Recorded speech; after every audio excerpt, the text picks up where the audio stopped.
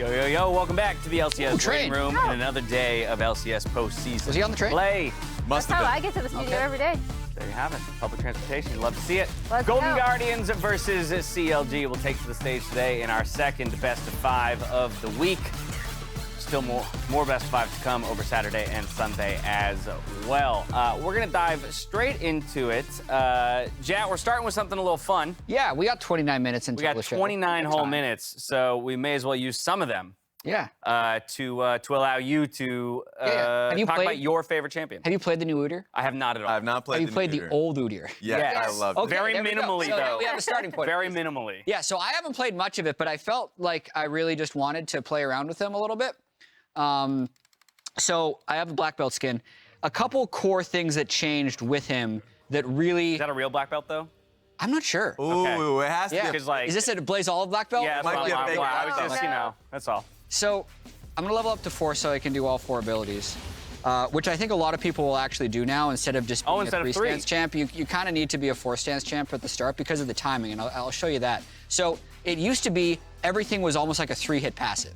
So you would Phoenix stance, and then you'd hit, and then 1, 2, 3, 1, 2, 3, and every 3 the flames would come out. Now you have to swap out really quickly, and it's like a quick 1-2. So Phoenix stance has this slow field around, and you have this passive which every time you go into a stance, your next 2 attacks will be faster.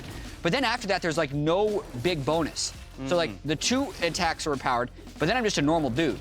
Gotcha. So you have, like, the stance doesn't give me anything. So what you have to do is like really 1-2, swap, 1-2, swap, 1-2, swap. And you notice how my Phoenix wouldn't be back up again. So you almost need to cycle all 3 stances, Tiger, Turtle, and Phoenix while you're jungling. And then obviously you need Bear because you need to run at people. Yep. Right. And also look how low my mana was just from that. So he's really blue reliant if you actually want to clear clear camps quickly. So I'll just kind of, yeah. So it's a different rhythm. 1, 2, 1, 2, 1, 2. And the thing I noticed about this is I think because of that, attack speed is a trap. So I'll show you this. I had a game where I built Trinity Force. I'm gonna give myself some gold. And it felt really bad to me because it throws off my timing. Because I go like 1, 2, 1, 2. Well, you're basically attacking faster than the The stances cooldown can come now. back up. Exactly. Yeah.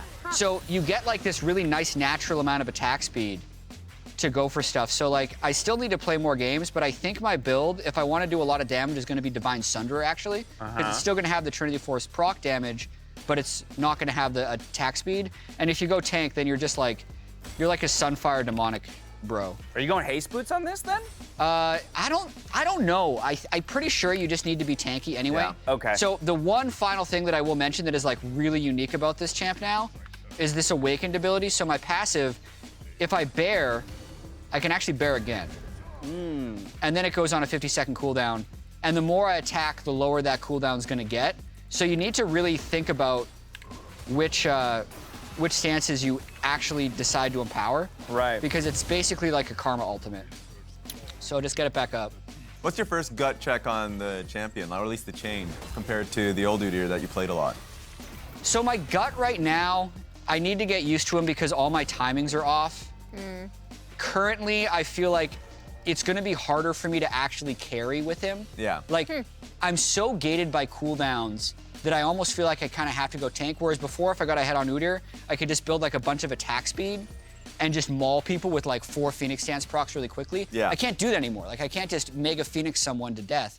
So I think it'll still be like a functional tank, but it's gonna be a big adjustment period. Okay. Do you like it feels like he's a little more complex now just because of that Definitely. passive that you and had like mentioned? you got to be really careful not to double tap your abilities. Like the first team fight I was in, it was like chaos. Like, oh, do I double tap the R? Do I Because you double tap activate the W? passive then? Because you're gonna activate yeah. the passive. It's only a 1/4 second lockout. So like, Ooh, button masher's If gonna you're button hate mashing, new it's Udyr wrong. then. That's yeah. me! So not good for me. Exactly. I'm like, well, now that I know how to play him, I'll never play him Yeah. because I think Yeah. I'll be that kind of guy who's empowering the wrong stuff in the middle of a team fight. My only other question is, do you feel like he still fulfills a similar role as the old Udyr? Yeah. Or has Right. his Yeah. position in the team I mean, changed he as a result? still honestly runs at people, and you got Yeah. bear stun people in team fights.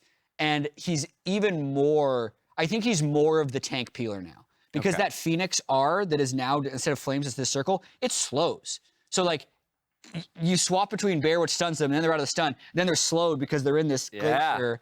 I think that's more his role now. He's got more sticking He's power. more of a peeler. Okay, very cool. interesting. Very interesting. Well, we had a couple periods of dominance in the LCS where Udyr was very much at the forefront of pick and ban. We'll wait on bated breath for this version to finally make his return. Exactly. I was gonna say. I think he's not even I think on I for saw your Worlds. early tweet about how he's gone. underpowered he felt. You know, as that's well. any new So champion if you're used to the old one, though. Yeah. Exactly, exactly. All right, here we go. Let's return back to the summer playoffs, where today we're going to watch CLG go up against Golden Guardians in the lower half of the bracket, getting knocked down there in 3-2 fashion by Cloud9 just last week. We'll close out the week, though, with Evil Geniuses versus Cloud9, as well as 100 Thieves versus TL on the upper side of the bracket tomorrow and Sunday. Obviously, TSM already took the win yesterday in somewhat surprising fashion over FlyQuest. 3-2 was a very close and wild series, Raz. But they keep themselves alive in the lower bracket. Yeah, are you feeling vindicated, Dash? You're the one that said it was going to be close. Hold on. But that's the thing. But I was, Did you not flip and flop back and then we're still wrong? Yeah. I should have just either. Holy it's not. It moly. was not he clean. flippity-flopped with the best of them. You were wrong 4 times. I said FlyQuest 3-2. So while I do take a small amount of pride in being able to call that it was going to be close, the fact that TSM did it, I think, is I can't extend that kind of thinking because I did not think they were going to win. Yeah. In no world did I think they were going to win, but I thought they would pick up games. So. Keep thinking of what Chime told us when he was on the desk, right? 2 things. 1, they were playing without pressure because it was pretty much just go in and get as many wins as you can, and then they enter this playoff series without a lot of pressure. And then the other thing was how they ended up catching FlyQuest out in a lot of these situations, which is just returning to basics, stuff that was easy to execute, returning to the kind of initiators that he was really good on, and catching people out either out of position or on routine vision rotations or extended inside lanes, and that's how they won. Yeah, it was a really scrappy game. And I feel like if you were talking about who the heroes were for TSM to be able to come out and take them when they were behind in both these games, I think it was Game 3 and Game 5 ultimately, right?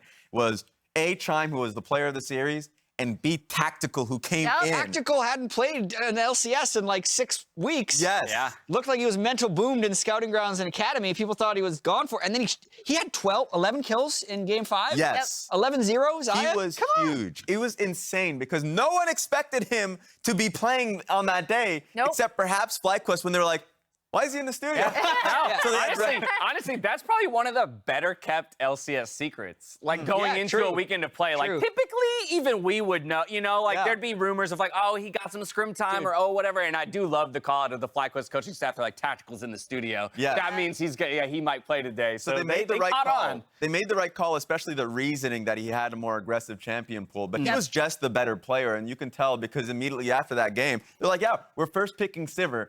And it still feels like, regardless, we're sticking with Tactical. It was the better decision. And then the Zai to close it out with the Rakan as well. I know we need to move on, but it was just too funny to me that he subs in Draven Pike, and then his jungler goes 0-10. Yeah. And they're like, and I read the comments, people were like, why would they sub in Tactical? And I'm like, what are you watching? No, dude. Like, who are these people that hate Tactical so much? That poor guy, man. Thank God he won the next 2. Yeah, especially considering then you get to the interview and Chime was like, that Pike game. Like, you know, like just You ran want to play down out that the game. series and Tactical's like, after that Pike game? Yeah, it was pretty brutal. Yeah. Pretty brutal. Well, it's awesome to see that upset by the numbers occur. I'm very curious to see what else TSM could accomplish as they will play the loser of EG versus Cloud9. We'll talk about that more as we get those results, though, throughout the weekend. Today, we focus in on Golden Guardians versus CLG. CLG getting knocked down here at the hands of Cloud9. Another 3-2 series that wasn't upset by the numbers.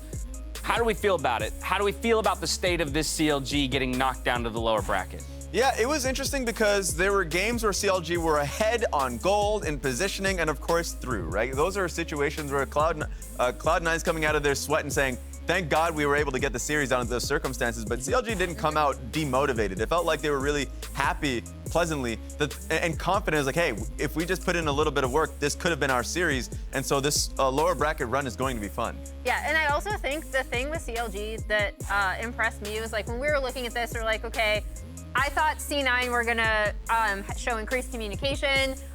You know, they have all of these players who are really used to playing in playoff series like this. We know how good they can be, and it was always a waiting game. So that was awesome to see. But coming out, it didn't feel like there was a massive discrepancy between the players on one team and the players on the other, right? And that was the biggest thing. Like, CLG did make mistakes, some of it probably due to inexperience, but it didn't feel like as overwhelmingly C9 favored as I had kind of expected it to be. Yeah, but man, was it exciting. It was an exciting game. There were a lot of plays, botches. Like, the big play for me was the Kennen ultimate there from Fudge that really saved that game for them. The botch, of course, with Luger walking into the bush with Ghost Cleanse, and of course, like, it getting picked off in those moments. Those moments will stick with you, and I wonder how they bounce back off of that.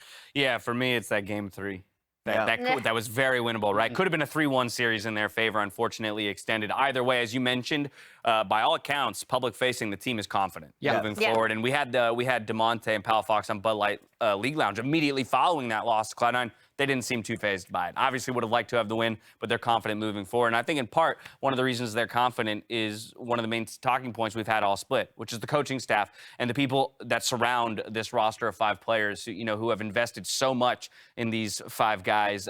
Very deserving coaching staff for the Split Award. Yeah, I think this was, whenever you have a team that overperforms expectations so much, a lot of the awards do go to the coaching staff. One funny thing with them playing against Golden Guardians is when they did their rebuild, their first acquisition was actually the assistant GM of Golden Guardians. And who does he bring in? He brings in the head coach of Golden Guardians, ThinkCard, the assistant coach, or Golden Guardians Academy, rather. Yeah. The assistant coach, Golden Guardians Academy, Croissant. Apollo also was a coach on Golden Guardians Academy, and DeMonte was also both a player and then at one coach point, on Golden Guardians Academy. So recruiting who you know, very important a lot of times. And I think also these guys just getting that promotion that wasn't available to them within Golden Guardians, going to another organization and finding success, it'll be extra satisfying for them if they can then knock the Golden Guardians main team out of the year. Absolutely, yeah. There's a little bit of irony, a little bit of karma built in there. Very deserved for them. And I think to hammer home your point, I want to flip to the next graphic, please.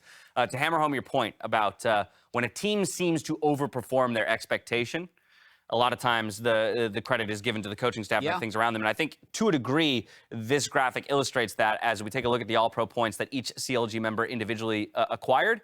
Not one of them ranks above 5th in their position, and yet, Emily, the team finished 4th in the regular season. And it's interesting to compare these numbers to, like, for example, the 3rd All-Pro team, which is Bwipo at 63 points, Santorin at 48, Tukui at 53, FBI at 51, and Huhi at 52. Wow. So that's like obviously some of these aren't their 5th as the closest, but like this speaks to how people are viewing this team and the kind of paradigm shift that I know Palafox has been yelling at us about for a while now, where it's like, we are good players. How much are you kind of overvaluing names and experience? And it's a really interesting conversation that we saw continue to be played out in the All-Pro voting. And obviously all credit to CLG's coaching staff for their phenomenal split. Absolutely. And what makes this a hard conversation a lot of the times is that when it comes to development of a team, a lot of it is hand in hand. It's the players that have the mentality and the push for growth,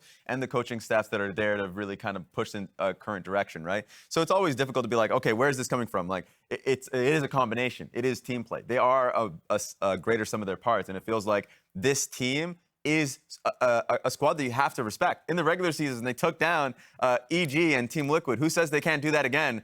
Especially with how close it was versus Cloud9, it is going to be a really fun run for this team. They just can't get in their own heads.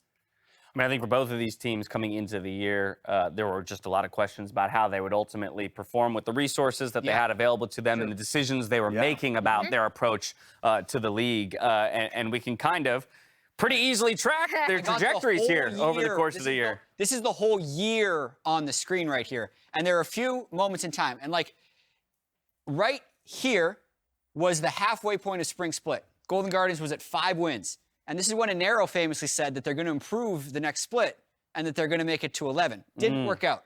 Right here was the end of Spring Split regular season. So this is the moment when we got Dhokla on CLG. Big Dokes. And then this was the moment when Golden Guardians acquired River. So just to try and, it's a lot to take. Yeah, absolutely. I kind of expected CLG to like jump way above them, but when you remember, there were 3 wins behind Golden Guardians at the end of Spring Split, thinking about the whole year, and now they finish significantly. I was gonna say, that's the thing that sells it for me, is actually that breakpoint you mentioned of when Dhokla comes in and seeing them 3 wins behind. So it wasn't just making up those 3 wins, it was then extending in the latter parts of the split that lead over Golden Guardians by another few wins. And for Golden Guardians, just barely getting an uptick at the end of what was a very long drought as well that I will talk a bit more about. Yeah, that's why it's important to recognize for the fans out there. It's the accumulation of wins throughout the year, I'm assuming, right? Yes. So, like, that's really fun to look through because it is a year-long discussion about, like, a team's development and growth. And for some, like for CLG, they stuck with the squad and added that crucial piece of Dhokla. Yeah. Whereas, Golden Guardians throughout the time had made quite a few changes near the end when they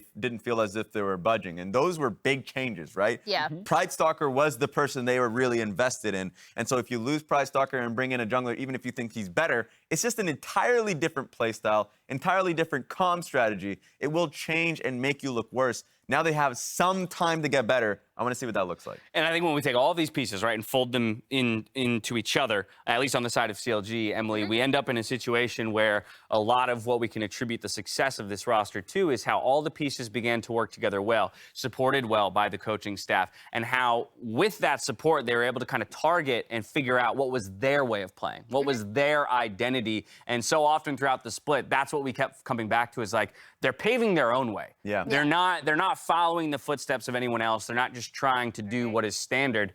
They're figuring out their own meta. Yeah, so I'm gonna get up too, because Jack. Boom, get in there. Right. All right. You'll be able to see that I can't reach the top of this at all. But this is the Akali Yone draft, screen. and I really loved this. I love how CLG draft around their team. I thought their drafts against C9 were pretty solid overall, but this one really struck me because we talked to CLG, specifically to Palafox and Dhokla, about them joking around about who gets the Yone, who gets the Akali. They can flex it between 2 lanes, obviously. This gives CLG everything they want, and like most importantly, and again, to return to the point where it's like everyone's looking at CLG, everyone's waiting, like when is their time gonna run out? We still don't think very much of these players, et cetera, et cetera. This, above all else, I remember FLICKR tweeted, I think it was in week 1 or 2, where he was just like, my players are good. Yes.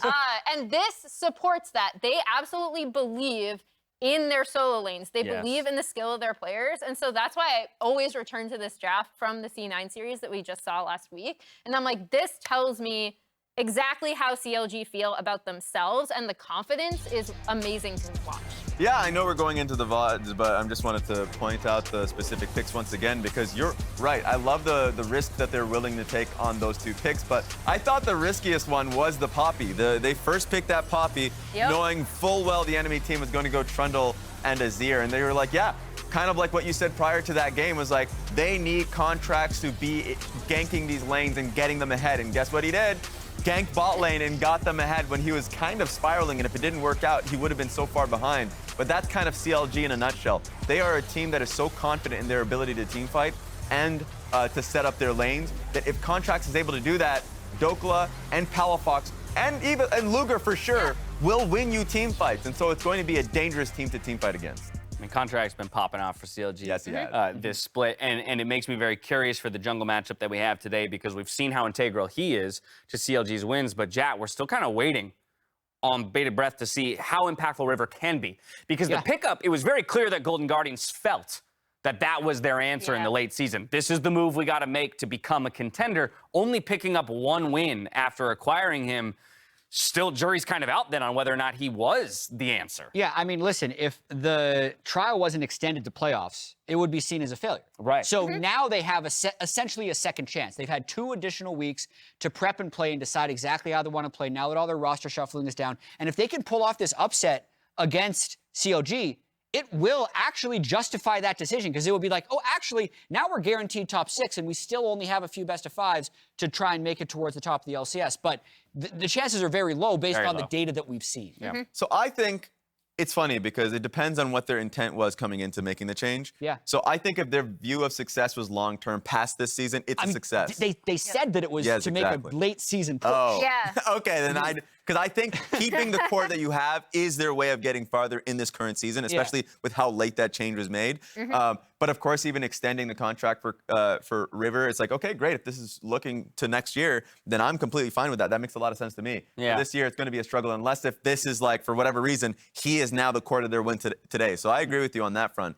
It's going to be interesting, but yeah, if it's just for this one, then good luck. I mean, he is signed through next year. Yes. So it's also a long-term play. They're investing in the player long-term. Absolutely. Well, since we have so little data on River, on Golden Guardians, let's actually take a look at the other side of the equation, right? Contractz, what he is going to have to deal with today. And the first thing that pops to my mind is how much work Contractz gets done in the early game.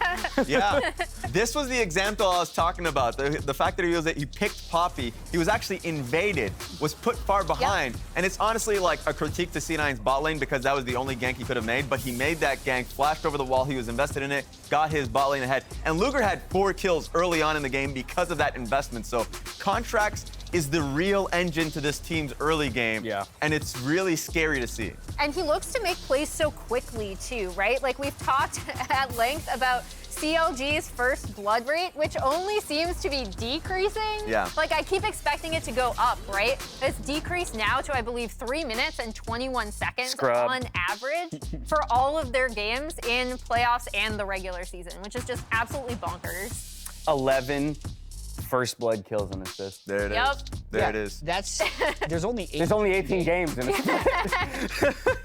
So one, your team has to get first blood for you to even, you have to be on the side that gets it. Yep. And then you have to be a participant. And just as an example, what's funny to me is River is one of the other junglers that we've talked about as having a similar approach to the game, right? People will fondly remember the Jarvan games and how his lane aggression and ganking aggression can be what sets his team off on the right foot. And to see 5 in his column across from the 11 of Contractz, I think, again, just speaks to what he's going to have to overcome today in terms of protecting his lanes and making sure that he's there to counter or at least play the opposite side of the map from wherever Contractz is. And the conversation for River is that he's always been the best player of the teams that he's been on. The teams that he's been on, Dignitas and Golden Guardians, and they're quite poor. And so, like, you need to be able to do more than that to be able to get your team over the finish line. And so there's a lot that's on his shoulders. I will say that for Contractz specifically, there's one stat that I really enjoyed, which is just like blue buffs and red buffs taken. He invades a lot.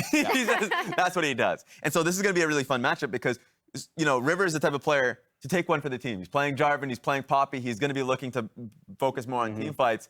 But if you're just attacking him specifically, which is what Prize Stalker actually did when it was actually when River was on Dignitas, is that you just invade his camps, you take away his resources, you make him so poor that even his team fights are actually going to be hindered. That's, I think, going to be the crucial part of this series. Now, yesterday we played a fun little game about having to pick which of the series would be an upset this week, believing that there would be one. Turns out there was. Whichever series will be an upset. Yeah, exactly. We already saw. But what I was going to say is that in that discussion, we selected all 3 series except for this one. It was a pretty well-held belief that CLG is a big favorite in this game. But what it made me think about was, like, are we not giving Golden Guardians to some degree the same kind of credit that we were willing to give TSM? In that, hey, it's a team that's made a lot of changes late in the split, has had multiple weeks now here where we just don't know what's happened behind the scenes and what form will they be in when they enter. I say that, and then, Jat, there's one thing that sticks into my mind that counters a lot of that discussion. Comparing the records of the regular season, the end of the regular season of, let's say, a TSM roster to what the Golden Guardians were able to accomplish. And I think when we talk about that 3 and 4 record that TSM had in their last 7, that was a little bit more confidence building than the record that Golden Guardians had in their final 9. And they swapped another player, TSM did. But, like, here's the thing. Golden Guardians had, let's think, a couple of those losses were with this roster. Yes. A couple of the previous, at the start of this, was with Pride Stalker. And then some in the middle were with Lider and a different support. So we've seen so many different iterations of Golden Guardians. If you take the best version of Golden Guardians from this year, it is a very competitive series. I'm not going to say Golden Guardians favored, but we're talking about the best version of Golden Guardians. So we know where they have been able to be in certain points. And if they've been able to recapture that, then we'll see a series. Absolutely. And I think the record shows just the instability and what it actually brought them. And I want to it's going to be a different view going forward, in my opinion. These players are strong individually. I love what Ablazeolive has been able to do, and I will even give a lot of credit to Licorice, because Licorice is a player, incredibly creative in what he's able to do. You'll give him the Fiora and stuff, and you'll be able to win you a series if you put him resources. I think that's going to happen, by the way. I think they're going to give him a lot of resources, and we can see what he can do versus Dhokla. So I'm interested in how different Golden Guardians are going to look like. I think that's what's going to make this series so fun. Who here likes stats? I like stats. That guy. I knew I'd get one. I see. I knew I'd get one. I get to say it? Hey, you can say it. Go for it. I ain't gonna steal that from you. Based on stats. I won't steal your thunder. I'm going to quickly go back to what you said as well. This is a highlight right here. What year was this? It was 2019. CG. It was over 3 years ago. Turret plates didn't exist. Was Poome wasn't retired. This was the last time CLG has won a best of 5. So it definitely does give me pause when, Dash, you talk about It's been over 3 the fact that no one predicted the, quote, upset of Golden Guardians to be to CLG. Is it just expected that CLG, the team that hasn't won a best of 5 in 1,098 days, is just gonna suddenly win a best of 5 for That's free? what I'm saying. No, they gotta work for this. Yeah. This is historic, man. This is a big deal if they're able to win this. Right? All right, so what do we think? What do we think? Oh my, look. Let's go. Give me the reveal. He's a man of history. expect He's a it. man of history. It's a new day. That's what it is. It's a new day for CLG. And the sun is shining. This man says 3-0. you can't just expect it, and then everyone on the desk expects it. It gives me pause. And then he continues And then he with says the sentence. 3-0. Yeah. There was no pause. If there was pause, that'd be a 3-1. He paused in his sentence. You know when you do something. He took a breath. You know when you do something afterwards, you're like, maybe I was too quick to that. No. That's how I feel. Oh, with okay. The Okay, I get it. Yeah. See, yeah, I did go that one step further. I'm 3-1 in this. I'm also on the CLG Good, side, good, but I good. do think Golden Guardians I'm steals just one saying, for that very reason. we talk about the creativity of CLG. That's been Golden Guardians. So, like, in terms of the draft, they might see something new that trips up CLG. I'm just putting that out there. That gives you that one game. Hey, look, I'm not going to get mad at you for arguing for my side. Oh, there we go. End of the day, though, all three of you are 3-0. Emily, just give me the final wrap-up on, like, why it is that we think, after falling down the lower bracket, CLG's going to bounce back that definitively. So Raz kind of already hinted at it. I think one of the ways that Golden Guardians, obviously River can track his opposing junglers very well and very intelligently. He can also get his lanes ahead very intelligently. And we saw Golden Guardians have some really creative drafts earlier on the split, right? When they had some wins like way back. I keep thinking the TSM like Mundo draft was really, really fun to watch. However, going up against CLG, that is also, I think drafting has been a strength of CLG's, right? And the creativity and how much they believe in their players. So a lot of the routes I see for Golden Guardians are things that CLG, it's just a bad matchup because CLG is already good at them. Fair enough. All right, well, yesterday, TSM managed to make liars out of all of us. We'll see if Golden Guardians can do the same as they prepare to go up against CLG. With all that said, that's it for the waiting room. Let's get out to the arena to get into our second best of 5 of the week. I think I lied 4 times that time. I mean, playoff is way more intense. It's not a best of 1, best of 5. I think just in every single way, it's gonna be more hype, more intense, and more fun and more nervous at the same time. The action is already popping off. We got he's gonna try to tower dive him. Oh, he dropped. Oh, he got him. Gets away with murder.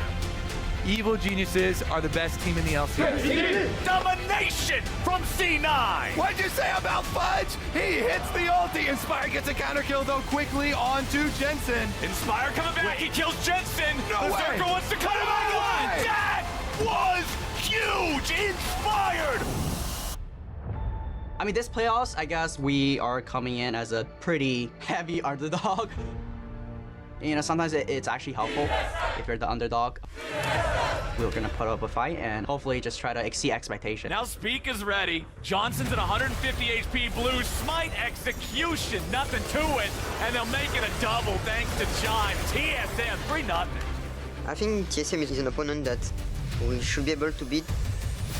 They're still a dangerous team. They will be like really hungry to win, but we are really hungry to win too. He's going for it. What's the igniter? Oh! Solo kills. Weapon is a counter pick. Straight out of the academy, baby. The Yeah, I mean, I know 100% the outside criticism is going to think that we're going to get 3-0 by any team we play against. But yeah, I don't think it's going to be like that. CLG's kind of a fun matchup for me with my old team. We dominated their bot lane, both games we played them. Tries in for more Gale Force for more damage. Has to be careful. They're rooted in place. Calling comes across. Gotta be careful again. Luger's one hit. Ignite takes the kill. Olleh's on for his third. And you know, I'm not really scared of them. There's not like any expectations from their play. So I'm just gonna focus on my own play, and I'm pretty sure we'll just win. And now it's gonna be a fight. There comes Renata's ulti. There goes C9. Flash over the wall. Dhokla into the back. It's already 2 down. Luger's ready to go. Face, shield, double kill, Luger. I think 100 Thieves are looking for a lot of opportunities to play around their tempo. It is going to be a 4v5. Bjergsen low, a double kill. Seraphine's popping off. They trade one back though, as still Hansama is safe. But what can he really hit though? Ricochet back on cooldown. Bwipo slowed. Bwipo falls. I think we can beat them and get revenge from the river sweep that they got last split against us.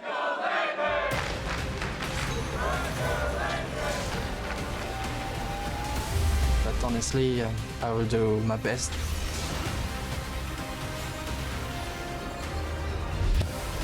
To make us feel like, oh, just so much stronger than 100 Thieves. No worries.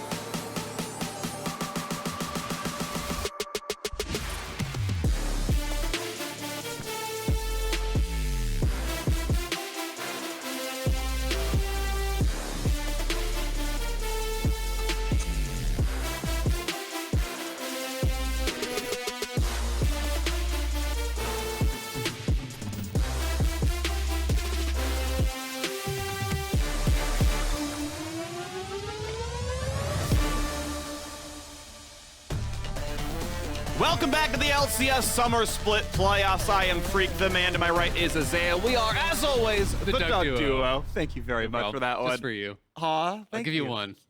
I'll take the one. That's very kind of you. We're going to be on a positive note here today and then shatter that. We're even twins. It's great. You know, I looked at my webcam this morning, saw what you were wearing, and chose the same outfit. You looked at your webcam? Yeah. And saw me? Yes, I have a webcam plugged into net. We're just going to stop right there. Anyway, as far as negatives, though, this will be one of these two teams' last series of the year. Lose and go home and stay there until 2023. CLG, a narrow defeat to Cloud9. Golden Guardians snuck into 8th, now trying to fight as the biggest underdog in playoffs. Absolutely. We did see TSM take their series yesterday against FlyQuest. Of course, that's 7 versus 6. This is 8 versus 4. CLG almost took down Cloud9, so they are coming into this as very, very heavy favorites. Golden Guardians had a really rough half of the Summer Split, second half of the Summer Split, you know, 1-9, or 1-8, excuse me. Their one win, of course, was against Dignitas, who they had taken River from. So we'll have to see, you know, how much they have really improved over these last couple of weeks, because they have had a bit of time to actually really work on finding a style that's gonna, you know, fit them and the team now that they have River, and they're getting some really strong picks here on 1-2. Poppy and Azir. I would say this is the premier jungler and the premier mid laner grabbed in your first 2 picks on red side. You got to be really happy. Yeah, it's looking really good right now. CLG, of course, gets it for themselves. We are not going to see any Seraphine comps right now. Of course, Senna being gone tends to be one of the primary pairings there. Both these teams comfortable playing Senna. We've got 2 for Luger, 3 for Stixxay. So there was a bit of a mix for either side. Going for it, Trundle, happy to be an answer into Poppy. It feels like a lot of the times, if you can grab a bunch of non-dashing champions, you kind of just delete one of Poppy's skills. Obviously, you can still be very, very good, don't get me wrong, but there are a lot of non-dash, very strong champions out there. Sivir and Trundle are 2 of those.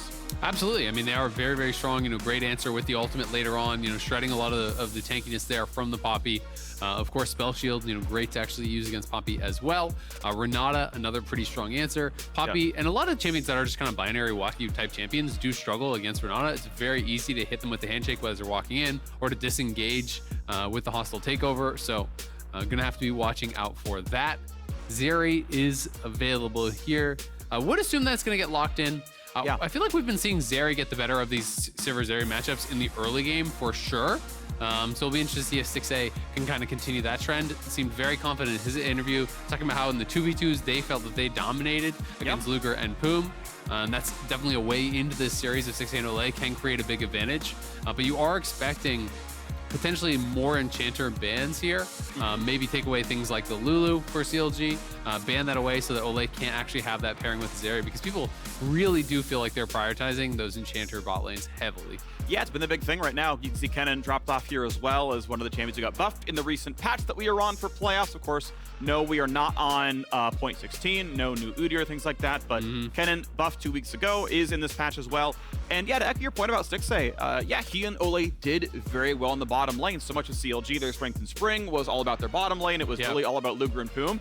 In summer, it's been Palafox and Dhokla who have stepped up really big. By comparison, Licorice against CLG this split is a combined 0, 7, and 1. He has had a really tough time against Dhokla specifically. It's been a rough look for him. CLG have found their way into the solo lanes. Dhokla coming in has been, I think, a huge sort of surge of momentum for the squad. Because, yeah, they got 4th seed regular season. They're now hoping to keep up with TSM, winning the lower bracket match. Just, you know, keep that one going well as looking for a defeat against Golden Guardians. Absolutely, and I've got to give a lot of credit to Contractz as well, who I think has improved by leaps and bounds. He has been amazing in Summer Split. It is, in fact, double Enchanter bans here, trying to take away those pairings from Zeri. All the main ones are basically gone now. You could theoretically go Nami or Sona or whatever, but people really only play Nami with Lucian in pro play, and people pretty much just don't play Sona. So it may just be a hard engaged support, you know, looking like something like the Nautilus perhaps, which could be pretty effective here. But it is, wow, nice. Wait, Janna. So Janna is not something I've seen. Like, there's other enchanters you could see in solo queue. I can't remember the last time I actually saw Janna in pro play. It has been largely ignored. It is very strong, I still think, as a champion, especially against, you know, these kind of binary champions like the Trundle. And if they are going to be packing in more melee champs here, can really be strong for the disengage. Yeah. But for now, it's really only the Trundle that you're disengaging, who doesn't really care if they go Viktor here and then pick something else that isn't like a dive champion from top lane. I'm not sure how effective the Janna is actually going to be be honest with you. Yeah, it doesn't do much against Viktor. You can shield the first half of E. Yeah. You're like, oh, cool. But it does give you an Enchanter to play, right? Like, okay, Renekton at least gets pushed back a little bit here as well, and finally a dash for the Poppy to stop. But I just like that Golden Guardians said, look, yes, we are an Enchanter metagame. We think Enchanters are the right choice. I mean, most teams around the world, I think, largely are playing Enchanters, and they say, look, Janna slept on. She doesn't, again, really have the strongest, you know, counter aspects here. Giving raw AD to Zeri is solid and everything, and says, now, you know what, that's fine. We just want to have a good laning phase.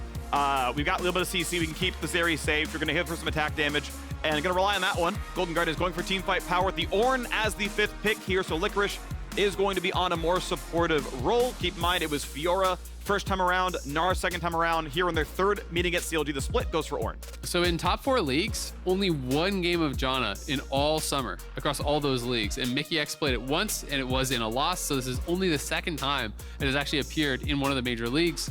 I do agree that, you know, it's not maybe like compositionally the most powerful pick, but I do think with Renekton getting locked in, it is pretty nice if you can actually interrupt the slice and dice, you know, with your tornado, be knocking back and disengaging from the Renekton as well as the Trundle. It is going to be very difficult for them to actually get that sticking power onto the Zeri, because who else is supposed to lock down the Zeri? The only actual point and click CC you have here is from the Renekton. So as long as Janna actually keeps that Renekton away from the Zeri, Cleanse is going to be easily enough to answer the hostile takeover, and Zeri will have an opportunity to go wild in this game. So I think it's a cool choice.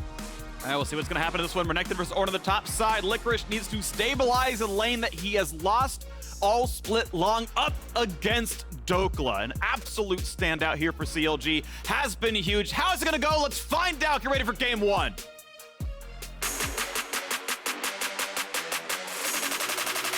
Count that big bang.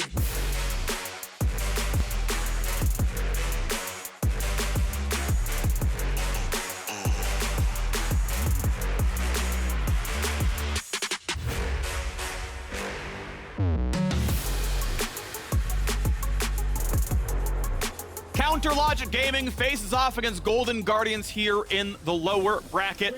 On paper, an upset loss for CLG against Cloud9, 4th seed versus 5th. find themselves here. And I want to re-hit a historic point we had on the analyst stats, which is that it's been almost 1,100 days since CLG has won a best of 5. Same time that they had finished above, last time they had finished above TSM was that same moment in time. And that, to me, every CLG fan out there knows the most important thing is finishing above TSM. Well, TSM won yesterday, so you really need this one for that one. Now, we've got a thing to jump to here. Stixxay is facing off against his former team and current rival, CLG.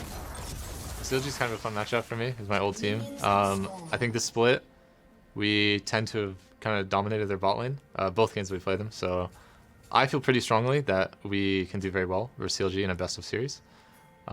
We didn't actually win the games on stage, but yeah, just because of our bot lane, I think we have a really big advantage over CLG. It's going to be interesting to see if they can actually make good on that. Of course, not a great start here for River. Will be forced to flash level 1. Is this going to be doing leashless Raptors? Poppy really excels at Raptors. A lot of people do kind of enjoy these, aggressive moves towards the enemy Raptor camp as well. So if Ablazeolive can get pushed, you can maybe see that they're going to try to go for those types of invades. It is worth noting that it is Glacial Augment Janna. It's pretty much as expected. People don't really go anything else in solo queue, but it'll be interesting to see where he actually goes as far as his mythic, because I think Mandate, Shurelya's, and Moonstone are all reasonable in different situations. I'm assuming it's going to be Shurelya's because that seems to be kind of the preferred one in pro play. Right. And I think move speed for Zeri is always incredibly valuable. Yes, that actually stacks really well, even though there's no like multiplicative scaling as one another. She just likes to stay in range people and yeah, walks around a lot and feel pretty good. Of course, we haven't seen, again, a lot of Janna in pro play in a while. One of the big interactions is that she gains heal and shield power through, I believe it's her E passive, anytime she CTs enemy champion, which, of course, pops anytime you pop Glacial. And Glacial slow scales off shield and heal power. So through her own kit, she actually gets more Glacial slow than their champions do. Lockup does not land there. A good disengage by CLG as the CC lands, and order down summoner heal as Olleh. This is very scrappy. Dhokla is in trouble here, though. We'll see if the spell cooldowns come up quickly for Licorice. W and Q back up now for Dhokla, so Licorice has to be tracking those cooldowns, but it is Contractz up here, and they're going to look potentially to die, but he has spotted him. Will Ablazeolive TP? I don't think he will because he has no mana. So it's just going to be up to Licorice. Can he actually get level 3 before the dive comes in? If he gets level 3, he can probably survive this. He doesn't have E for a knockup. Right now. Can he buffer E for a knockup? I'm pretty sure he has one. He's going to go for it right now. Stun's going to come across. Flashes back. He doesn't have the E. You're right. It's Dhokla getting away. I could have sworn I saw him dash. Dhokla lives, and first blood goes through for CLG. Yeah, that's rough. Yeah, only had the WQ standard for level 1-2 there for trading, but couldn't actually get 3. And as a result, Dhokla barely survives here. River laying in wait. Oh, Dokla's recall got interrupted. If Licorice chases him here, though, the wave is actually so bad. They are going to get the kill, at least the execute, I have to think. But this is actually bad for Licorice, because look at his wave. He's losing all of his experience. Yeah. And not going to get that experience or gold from any of those minions. Dhokla will execute, but at the end of the day, Dokla's just going to TP back, and the wave is going to be slow pushing towards him. So, yes, it's a little bit annoying that Dhokla had to die, but really, it just gets even worse for Licorice because he's the one missing out on the golden experience. And we can look at the bottom lane again. CS has remained relatively close, though Olleh is down double summoners. A flash traded from Poome to knock that one down, but it means that Janna is a very easy target now. Yeah. Pokemon's not out all the way for Stixxay just yet. Especially if they push off their tower. You know, Janna with no flash against Trundle, it's pretty scary. This is actually such a scrappy lane. For Renata versus Janna. Yep. You could have thought it might be a little bit more passive, but they are just going at each other. All potions used here, 1 biscuit in inventory for Poome. But all the potions are gone from Stixxay, from Luger. Olleh has none. So they want to try to hold this wave and make them stay around, and we'll see if they are going to be able to get this mini freeze. They will, in fact, have it, so I don't know if Luger is going to want to actually complete his base here or not. It does get a little bit awkward. Quiver. Yeah, he goes back to base. Yeah, okay. Just says, no, I want my Nuka for recall. I want to have that kind of pressure. One thing about Sivir is now that the spell shield doesn't return mana anymore, you really do get heavily mana constrained. If you ever burn down, you really don't want to stay in lane and slowly regen back the mana pool. So that way, Poome not gonna be. He's gonna try to freeze it, but yeah. Olleh, both with the tornado coming out, then walking up himself, is gonna be able to push him away and make that wave hit the turret. And it means that entire wave got denied. Every single one of the minions did not go to Luger for gold or XP. I actually feel like Poome could have held that more aggressively. I get that he was worried that Stixxay could be there and that he may be in trouble if Stixxay was. But I think there was a really high chance that Stixxay was going to be recalling to get his base, right? Because if he stays around and Luger arrives with his base and Stixxay hasn't gone back to base, then you're screwed in that 2v2. So I think it would have been a fair risk to take to actually just walk into the Janna, who's not going to be able to kill you with no mana there, and just freeze that wave, because that is a pretty big deal. Getting the additional CS there for Luger, and also meaning you're going to deny some of the enemy CS as well. Stixxay baits in a little bit of a trade there from Dhokla. He wants to forge items, but one plate down in the top lane, feeling very good for the first blooded Renekton.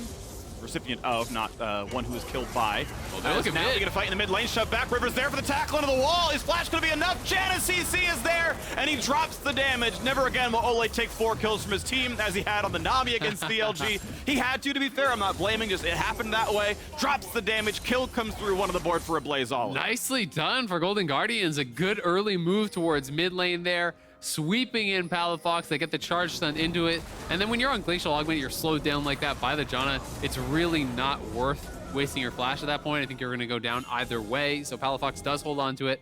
But the quick move there towards mid lane means it is a kill for the Azir. Being able to donate that to him is really, really nice for their chances. Ablazeolive definitely one of the kind of bright spots it feels like for this team.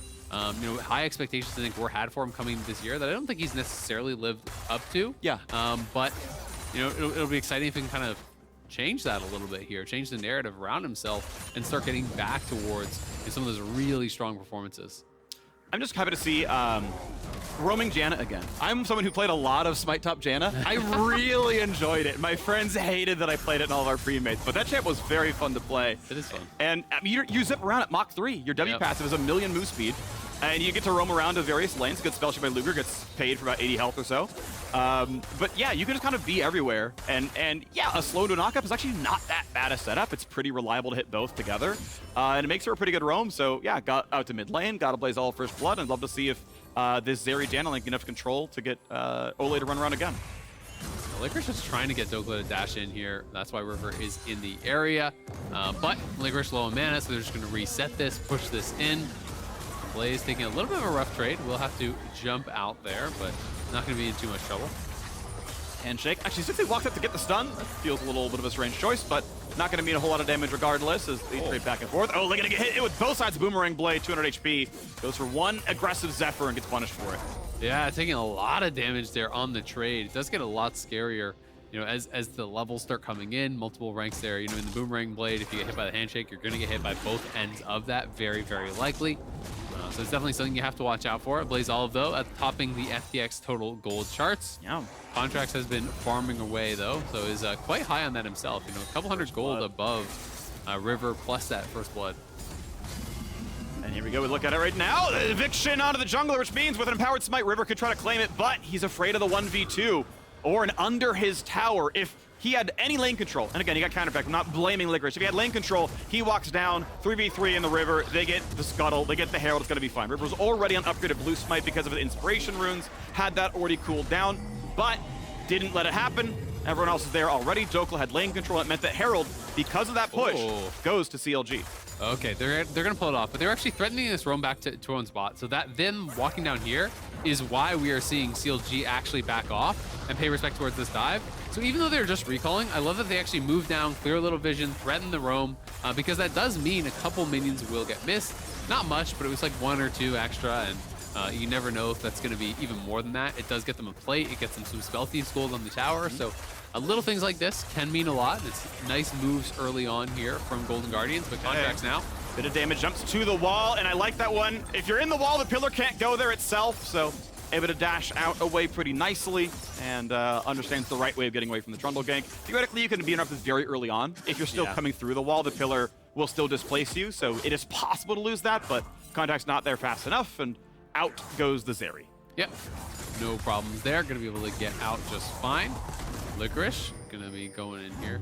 Didn't get the brittle proc, but now he's gonna go for the ultimate. Ult, decent damage. Ult for ult, though. I don't know if Dhokla will die to this one. Sidesteps the Q, going towards his lane. Flashes in. W auto might have found the kill. I think 200 would have been about the mark there. So flash for flash, and Dhokla is powerless. Yeah, Licorice doing pretty well, scrapping it out in this 1v1. I'm not sure what the wave state is top right now. I'll have to actually look to see.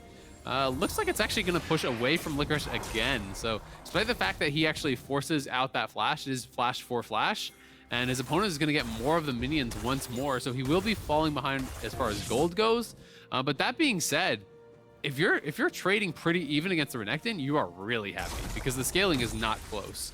You are going to be much more valuable on average than your opponent is. Well, the payoff so far has been 12 CS, a turret plate, and first Herald. Those are what CLG have earned off of top lane control. Yeah, CS go back and forth. We'll check in occasionally over time. But that's, and also it's a kill on contract, right? It's also 400 gold onto the Trundle for getting that first blood. So far, that's a very good payoff. Now, yes, as you mentioned, the scaling is towards Ornn, but CLG's been paid around 1,000 gold, maybe a bit more for the amount of control he's had, and we'll keep tracking that. Yeah, absolutely. It's also just going to be interesting, you know, in general. I think it's a very difficult Renekton game to play. When you're playing against Janna and Poppy, there's such a high chance of actually being rejected on these engages that it can be very, very difficult. So Dhokla's going to have to be on point with his flanks, with his engages, make sure that he actually can get in and get onto this Azir and the Zeri. One on Trundle. He's going to get the smite onto the blue buff. He's going to shuffle back towards the lane, and he's got almost nowhere to go. Puts the ulti down, buys some time for the Viktor, and he doesn't have the damage. Down goes the Poppy. Ablazeolive got nothing to do. Wants to fight back at a Palafox. Stunned up by Renekton. Here comes Ornn, but no ulti. Flashes. The shots don't land, and Dhokla paid again. 3-1 CLG. Yeah, CLG coming up huge in that fight, but I have to ask, was that a bug on the Azir ult? It did not actually shuffle the Trundle whatsoever. And I'm not sure that Contractz would have been able to get away if he did actually get shuffled. So I really want to see that one again. They're not pausing, so maybe it was just a spectator bug or something like that. I'm surprised that Golden Guardians wouldn't actually pause if it worked out the way that it looked like it did to me, because I think that's a pretty big deal. If Contractz goes down there, that fight can potentially look very, very different. So let's watch it one more time. They get the initial wallbang. Poppy's going to wrap around, gets the stun onto the wall. Here's the stun on the wall, and then in comes the shuffle. Let's see. Oh, Poppy ult. Oh, Poppy ult stops Oh no, Poppy ulted up at the same time, so he went over the wall. Yeah. Oh, that's actually so tragic. The missed timing there. That's some anti-synergy. So Poppy knocks him up, and he just jumps over the wall, essentially.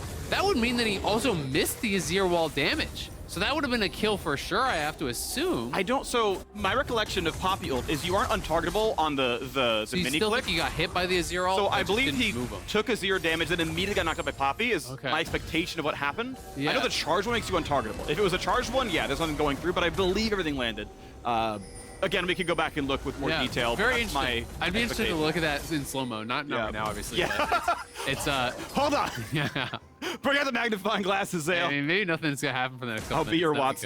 Watson. But no, that's interesting. Very interesting interaction. Either way, if River had actually held the Poppy ult till after the knockthrough, I think Contractz dies. And I think that fight looks different because since they had to actually chase down to try to kill him, it did put River in a much more dangerous spot, which means Palafox arrives earlier. Palafox gets more damage out. Those little things in these fights can mean so much because now to CLG, despite Golden Guardians kind of scrapping back and forth pretty well, they're up 2.5k. Flashless, cannot dodge it, ulties, and now we're going to try to get as much healing as he can, tackle it into the wall. Again, no flash kill goes through. Ornn gets paid. Licorice gets a kill on the Dhokla, but look at this bottom lane. Yeah. CLG slapping down their plates are still up. They've already farmed 4. They should be able to get number 5 in time. They know the time is going to run out. And indeed, they will get their 5th and final plate down here. And look at that. 3,000 gold lead. CLG ahead, and I'm pretty sure every single lane now. Their advantages are just enormous now. 3k, and you're going to get the dragon here. Is really a big deal for CLG. They're in full control. For Golden Guardians, you're just praying for scaling, I think, at this point. You've really fallen behind now in the early game, 3k already, but you do have Azir, Ornn, Poppy, Janna, Zeri. Like, this whole team scales really, really well. Of course, it's, you know, the bot lane, I think, is more arguable. Viktor scales well on the other side, too. Trundle does scale well, so there's you know, some powerful stuff on the other side, but I think for Golden Guardians, you're kind of praying that your team fight's going to work well, that you can really make the Trundle and the Renekton struggle, you know, with the kind of disengage there between the Poppy and the Janna, and that maybe your Zeri and your Azir can take over as a result, but that's pretty far away, it feels like, from where they are right now. It is really far away, and I feel like CLG is going to keep stacking things up. Sure, the Dragon Soul isn't super close, but it's still going to be sub 30 minutes, and that means, you know, that's really before you feel like you're late game. You feel like, you know, 30-minute Soul is still like a decent pacing, even though this was a pretty late first one. If Golden Guardians ever get one, though, I feel like they don't have to worry about that until they really are online, but that is far away in this game. Golden Guardians able to get something else in the bottom lane, or not going to be happy in the 1v2 top side. Renekton the same boat down there, but we do get a turret back, so he's trying to actually hold for it now. Oh, the handshake. Very good. Gets him away from the dash. Now will he get enough happening? Flash the way. Berserk's not going to land on him, but Sivir damage may still be there, and Luger shoots Licorice in the back of the head. Top lane tower will fall as well. Poome with the perfect timing there on the handshake. Yanks him right out of the steering charge, and with that E on cooldown, there just wasn't a way for him to create enough space. Sivir ult plus Ghost, plus the passive move speed on the autos there. So much available for him to be able to chase him down. Even the bailout is going to be additional move speed towards your enemy there. So many ways to actually keep up on top of Licorice. She just couldn't create the space. Oh, now going for Poome though. Over the handshake though, wants to tackle back, can't get it. Someone heals a lot of space. There's the pushback, there's the knockup, but there's the combo the way you want to see it. And they get the scoop, they get the kill, down goes Poome. Nicely done, get a good pick there. Poome trying to play for vision.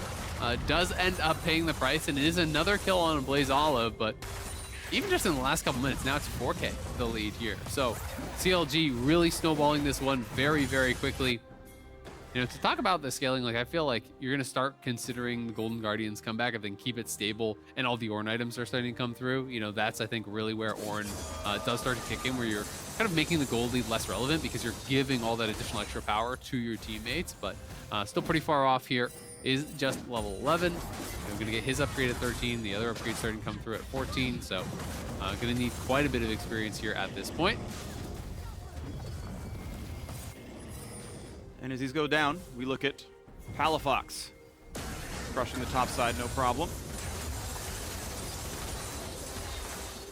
CLG, yeah, plenty of wave clear, of course, out of the Sivir here as well. Good sidestep by Stixxay, and the question continues to be, as long as CLG keep up the pressure and keep objectives going their way, which they have been, they should remain in control. Dhokla, though he has 2 deaths, has been the one able to exert pressure for top side. It's why they've gotten Herald 1, I think Herald 2 as well. It's why they've gotten some roam kills.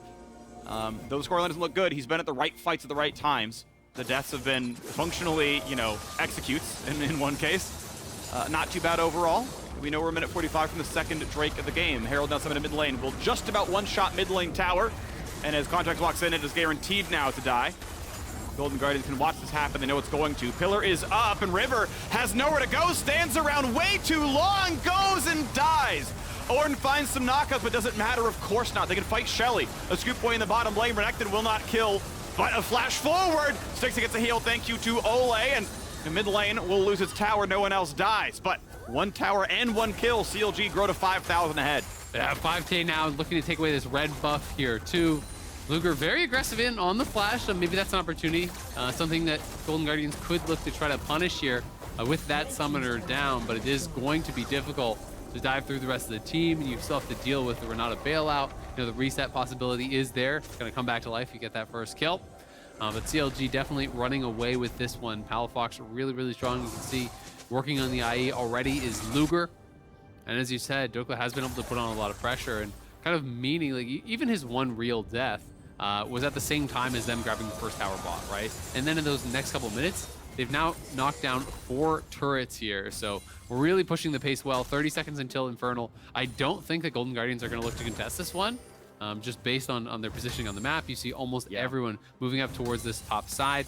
It does feel like they're trying to look for some sort of a pick potentially into a turret. And CLG are reading this. Like, Renata and Viktor are both shadowing top lane, so if they go for the dive on a Dhokla, reinforcements can arrive. So I like Golden Guardians' play, but I like CLG's answer, and we know they're going to have control. So, you know, the bluff or whatever it is called, there was a ward inside of mid lane, but otherwise there wasn't vision in the Golden Guardians jungle. So felt like a read all the same. Here we go for the play there. Look for the 3-on-1 and a Licorice. Going to get pushed around, burning, but he should just barely live.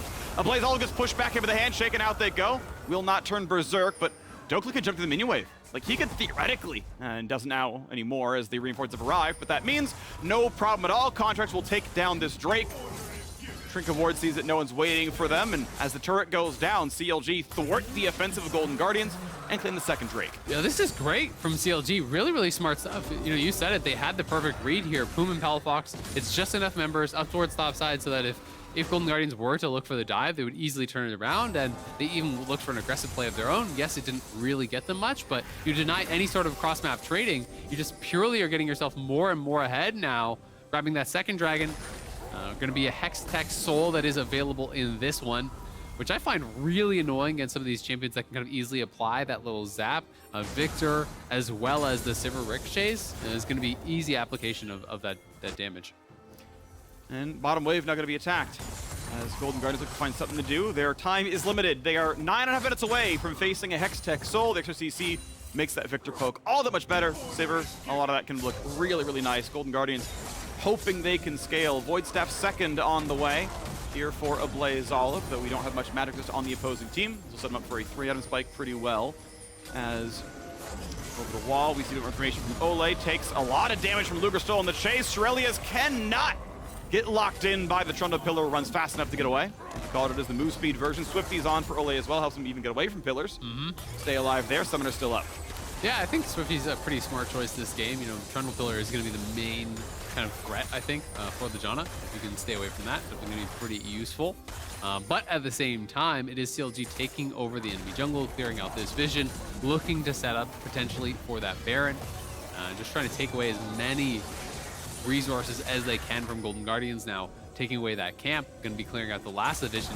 And as the observers are showing us, the map is getting very dark very quickly. There is a pink in the pit, but... Yeah, Stixxay is aware of where Contractz is, but he knows if he pillars, he can just jump over it. So able to play really safely, use the Janna speed. Ooh, Licorice looking for an engage potentially. Okay. He's collapsing. Would like for it. Can it happen now? Zap's not going to land. Knock up onto one, but will it matter? Luger's safe. And you can see how fast Luger gets cut down. A 2-item Ornn, but the shuffle back of the Poppy Stun, the bailout. They gotta run, and they get the shutdown. Down goes Contractz. Azir lives as well. And Golden Guardians find the 1 for nothing. No objectives up but the Baron. That one seems like a bit of a tough call, though. Yeah, not going to be able to go for the Baron, I don't think. Dhokla still has a TP. He's just pushing bot side, but they are looking for a dive. Look at River. He's coming on the wraparound. TP is in for the tower. Licorice will die. Goes for too much. And with Renekton showing up, Golden Guardians throw away the lead they gained. Yeah, unfortunate for them. They wanted to at least, I think, get the TP out of Dhokla there. Felt that in the 5v3, they could have made a play happen because Contractz is already down. Dhokla's on the other side of the map, but they look for this dive. Dhokla responds with a TP, but not really even needed, to be honest, as Licorice goes down before he even arrives. CLG getting further and further ahead here, back out on the map now. Just dominating the vision game. We can see this one more time. I like the attempt here from Golden Guardians. When you're this far behind, you can't just play it slow. You gotta look for some sort of plays. The handshake is good though, a good amount of damage being put in. Then Contractz here trying to back it up, but Ablazeolive gets in behind him, scoops him back into the team. The stun into the Azir wall is there. Contractz gets a bailout. They're trying to flash forward to actually finish off Licorice, but he has a flash of his own to create space. So the shutdown is there. Third kill as well for Ablazeolive. But now, as Renekton is pushing down bot side, they decide, we're going to look for this dive. River is looking for this wraparound play here, coming from the bottom of your screen. But as Licorice goes in, it's a great stopwatch from Palafox to immune the knockup and the damage, and allows them to just focus down the Ornn, get another kill. Yeah, really good stopwatch there, important, but that's the kind of thing. Golden Guardians, you should have pressed tab. The information was there for you. You got baited by something you had information about. A mistake, and one that costs you dearly. The fact that kills were given away, and the chance at a turret was probably yours. Absolutely, and IE now done off of that for Luger. He just had the pickaxe in his inventory, but got a lot of gold in these last couple minutes. Has a full IE complete now. Shadow Flame finished up there for Palafox. He's more on parity with his lane opponent there. Ablazeolive slightly ahead because he has gotten those 3 kills. Just got a shutdown as well off of Contractz, but Zeri quite behind, it feels like, on the Sivir right now, and the top side is definitely problematic. I mean, Contractz is way up on this Poppy, who's just going to be paper. I mean, it's a Poppy 2,000 gold down on a Trundle, who's going to ult you, potentially in a lot of these fights. Ornn could also be the one taking that ult, of course, if he is there, but Poppy is going to be very strong. Okay, Ablazeolive waits for the pillar, then scoops back. Obviously, it can interrupt, so it's a guessing game for Contractz, and simply Ablazeolive just holds the cooldown until he knows it's gone. It's the only way you can really interrupt this. No one else has special tools for that. Mid lane gonna be fought over, but we are gonna see ourselves fighting for the third Drake. River now spotted out, gets the move speed, gets out mid lane. Actually, wards are better for CLG, information known. Poome sidesteps away from the zap, won't get found out. Stixxay taking a bit of damage to get the shield, and he will regen eventually with the red buff. Actually, yeah, he does have one, so in about 5 seconds. Health bars start going back up, but here we have the Drake started. And in the fog is Palafox, but With Olleh and Stixxay in vision, is Baron going to be good enough with the two as they're burning it down as fast as they can? The walk is over. Will it die in time? Stixxay makes himself revealed, though. He's trying to give away that he's not hitting it. Don't worry. Stixxay's hitting you guys. They're not hitting Baron. No, Stixxay's hitting CLG. Baron gets lowered down to 4K health, has to jump the wall. They're not yet sure, but now they for sure know. And at this point, CLG is, okay, you leashed it for 6K health. All right, fine, thank you very much. We'll start up the Baron. Over the wall, River could flash if he needs to. His smite is up, the tools are there, the vision has been gained. Contractz low thanks to Azir, but Stixxay 200 HP cannot fight this anymore. His red buff, I believe, is timed out, does not have the regen. Yeah, I think it's smart from CLG to just let it reset. There's no need to flip the game here at Baron. A Baron steal would be one of the only ways that Golden Guardians can actually come back into this game. You're 4 minutes away from Soul here, so the game is going very, very well for them. And they just need to keep playing it out as they are. Licorice, of course, has his own Ornn upgrade. We can see he's almost 14, so will be able to pass out his first upgrade very shortly, but they are just so far behind at this point. And I mean, the attempt at Baron, I think, is fine, but there was a lot of blue trinkets available.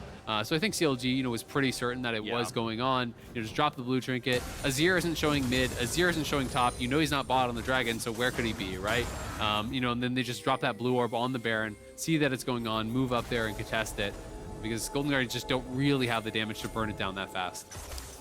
And the war control, once again, goes CLG's way as they start to own this side of the river. This is the only highway that matters for now. Hoping that it's only going one way for CLG. Control ward dropped in the jungle now as well. Ablazeolive does the best to both Contractz, there's nothing done for it. And there's Lash the Vision gone. So Fog of War once again for Golden Guardians and CLG. If they want to play just very slightly risky, since Flash is up on a Poppy, they can start doing a Baron setup. But for now, they're chilling. Dhokla will go and ant the side lane, teleports back up for the top laners here as CLG fight back for their side of the jungle. Olleh knocked around, burns his flash handshake. May have landed and decided that was going to be his death. And that is a summoner missing, even with all the move speed he's got. The pillar was still enough for it. Once again, the wards die. And now they can try to just rinse and repeat here, right? Utilize the blast cone to go back in the pit if you want to start it up, or just sit in that flanking position. If the Janna walks up, you pillar him in, and he's dead. Like there's no way you're getting out of that when you actually use the Shurelya's and your flash on the last attempt here.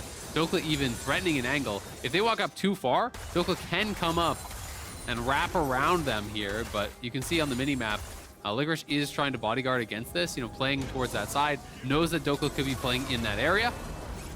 Good pillar. River is stuck in place, has to flash. There's a stun for Renekton. Pretty good damage. Poppy down below 1K, nearly dies, but keeps up for now. Spell shield for Luger. Knock up on Dhokla means very, very little. Golden Guardians battered and bruised, but a couple of health bars on CLG as well. Still, though, it feels like it is the blue team with the control. Absolutely. Golden Guardians shuts down mid. I mean, they get another flash, right? That's the big thing, is they're just slowly taxing the resources. Sure, they spend some ults, but they got Olleh's flash previously. Now they got River's flash as well. River is showing top. Did have to go back and heal up and try to push out that wave now. But it's just going to be this slow chip away. CLG not wanting to risk anything too much, just playing towards Soul. But if Golden Guardians overextend into the river, they'll take those kills, they'll take the Baron. So just playing kind of calm, cool, and collected from this stage of the game. Titanic is in for Stixxay, so we are 3 items under the Zeri, but honestly, I take the Sivir at this point in time. 3-item Sivir with IE, a stopwatch, gonna feel pretty safe. See that one comes through. It is a CS lead for the Zeri, but again, it is so much CLG. They managed to play this sort of section of the mid game pretty slowly, pretty controlled. Ultimately, what comes down to that is we are a minute away from Dragon Soul. CLG has made nothing special happen because Hextech Soul will grow their gold lead. Well, their lead in the game, the amount they're going to win. And I think that's just an easy one to go for at that point. Yeah, absolutely. I mean, Golden Guardians has clearly tried to donate as much farm as possible to Stixxay. He's at 350 CS at 29 minutes. Like, he has a ridiculous amount of farm. He's been taking jungle camps. He's been getting a lot of the stacked waves. Ablazeolive, as a result, is down below 10 CS per minute. But it is CLG baiting around Baron here once more, just trying to control this vision. But the onus is on Stixxay for sure to be the one to carry this game. He even has the upgraded Mythic already here. The Blood Ward is in as Licorice hit 14. So they're putting all eggs in the Stixxay basket. And Poome does get chunked down very heavily there by Ablazeolive. So Golden Guardians will get first move into the river. 20 seconds until this does spawn. So Poome is going to run straight out. There's assist pings onto the Baron, though. Renekton's still in the bottom lane. The Trinket Ward in the pit has not been turned off. Blue Trinket is popped, and they're just buying time for Poome to walk out of the map. Keep in mind, it is Hex tech rift. He is already back into the wolf pit, so Golden Guardians got nothing from that chunk because CLG walked to the left for 5 seconds. Drake is alive. They know Renekton is over there, but can they catch him? River's going at Mach 3. He wants this one. A flash away from the wall stun, but still a tackle into a knockup. They want to kill the Renekton. A double dash for Dhokla stays alive but for now. now. But they're gonna give up the dragon. They're hitting the dragon. It's his soul. And River is still in the wrong part of this fight. Hextech Soul is gonna die, and Dhokla will not. Golden Guardians go for a broke, and it's their ankles that take the injury. Oh my God, CLG making Golden Guardians look foolish. The whole team is chasing a useless Renekton. Yeah. And you're giving up Soul for free, and now Dhokla still has his TP. He can actually look for a TP flank if they try to contest this, so that's why they're starting it up. Dhokla gonna TP towards mid. Will look for the wraparound play here. I expect CLG to go for the turn. They're gonna try, but Hook's already ended in one, and that is Azir! Dead! Mid laner gone! A quick stop on a Dhokla, but will it be enough for Stixxay? Half HP, gets a quick heal, needs to free fire. Huge zap comes down, but will it be enough damage? Licorice at 2 HP. Shots will land from the Viktor, the flash. The pillar dodged away from Stixxay, tries to kite. Luger gets one. Health bars are so low, but he can't get the last shots in. Stixxay cannot find these kills. Not quite in range as Dhokla. Stixxay still trying as hard as he can. Shield is on. Needs the zap to land. Can't get it yet. Pillar is there, and he cannot get away. The shutdown comes through. Heroics were tried, but Ablazeolive just died for free. CLG play the better fight. Heartbreaking for Stixxay, trying his heart out there. Got everyone so low. Could not finish them off though. Brutal result of that fight. 10-4, 10,000 gold lead, soul secured. This one looking all wrapped up for CLG in game number 1. Yep, everything you need is in the inventory right now. CLG, flash handshake. Yeah, beautiful from Poome. Just nails the engage there. So much confidence. And Stixxay had a really good angle here, getting so much hurricane splash damage in over the wall, hitting multiple zaps there onto them. You know, was really shredding through here. It's very difficult for him to go more aggressive though, because he's down at 30% HP. Dashing back here, was able to kite out from Contractz. Then Palafox jumps in, gets hit by another empowered zap, almost goes down himself. You know, Stixxay was so close to being able to have this one of these heroic 1v9 moments, but CLG did such a good job kiting back and forth here, dodging out on the zap to both sides. Then the pillar comes back up, in they go, burst him down. Well played there by CLG. Look at the damage from Zeri. I mean, it's hard to ask for much more there from Stixxay. That is a true 1v9 attempt. Yeah. But not going to work out because the Azir was already dead. And with it, I think their chances in this first game, but they're going to look for an engage. They got eviction. They want to try to find their way in yet again. Poppy forced out. Quick ulti from Ornn. Berserk doesn't land for too much, though. It was Licorice chasing a Poppy, running away all the same. Ablazeolive low again. Stixxay cannot get the damage. Pillar is up. He's got to be careful. They're going to be in range soon. This man's running out of health. A couple shots would kill him, but he's staying alive. Dhokla has his stopwatch burn. Will they find the kill, though? No. Too much shielding, too much healing. He will stay alive. Ablazeolive is low. Dhokla over on the side. It was, Palafox who was dropped low on health. The rest of the squad now going to look for a bit more. Mid lane siege not going to answer just yet. Bot lane, though, still under a lot of fire. Yeah, not able to knock down Palafox. That is so frustrating there for Golden Guardians. Can't get anything out in these fights here. And Dhokla's just been pushing mid this whole time. You know, that was a 5v4. Dhokla just shoves it up, knocks down that middle inhibitor tower, so the base is cracked. They're getting that top wave pushing. You can see that Dhokla's going to head up towards top and look for the shove up here, very likely. And their assist pings are coming in on that Ornn, so they want to try to attack on both fronts here. It's not a fight you win there, River, down 4 levels. Hey, listen. All right, it's all about the size of the fight in the Yordle, not the size of the Yordle in the fight. And he managed to make Renekton run away. And take his camp. Yes. He did manage to do that. For the second time in a row, Renekton has run away. And Golden Guardians have lost the jungle camp. Yep. It's looking rough here for Golden Guardians. Hard to think of really any way they can come back, you know, barring some sort of a miracle fight, you know, from Stixxay. Yeah. You know, really did showcase that, hey, it is very difficult for them to close on him. They don't have any good CC for the Zeri. That's why he was able to do, you know, nearly 10k damage in that one fight.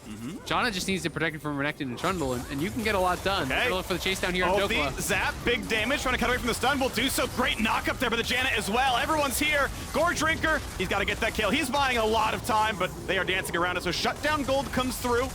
300 extra gold goes into the pockets of Stixxay here. Now, the timing is not going to overlap with any neutral objectives. We'll be back in plenty of time with TP up to play for Elder Dragon. But at least that little bit gained. House of the Dragon Soul, of course, still here, though, for CLG. The slow's going to be nice.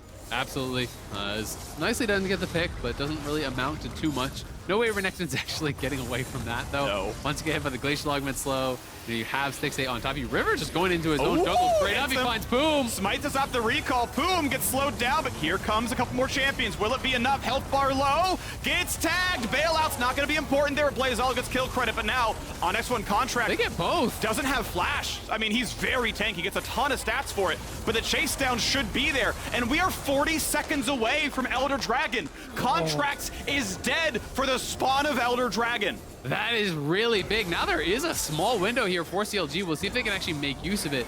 You've got to try to burn Elder on spawn here. You talked about the Hextech gates earlier and how that can really matter in these types of situations. So Contractz will be making a beeline for it. It will be a 4v5 potentially here for CLG at spawn, though, as it's a nice play. Did they have vision?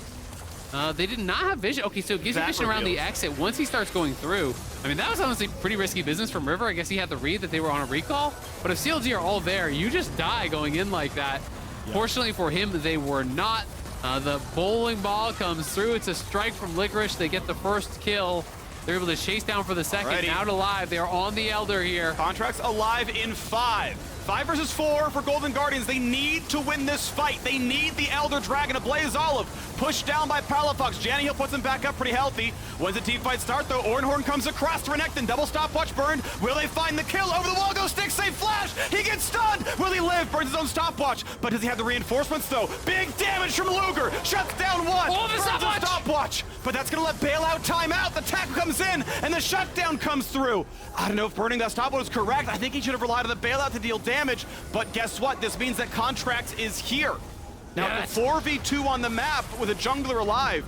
What are you willing to do? Oh, they're just gonna go for it. Looks like they're just gonna try to flip it here. Ablaze has no TP though. Ablaze has no TP, and Licorice is going back to base. Contractz wins this fight outright 1v2. River's gonna lose so much health here, smited. Stopwatch, gonna look for some help from Janna, but I think he can just die. He flashes, the flash follow, and the eviction for a second, but Poome with the Hextech Soul finds the kill. It's now Licorice's turn, but again, no jungler alive means no smite secure.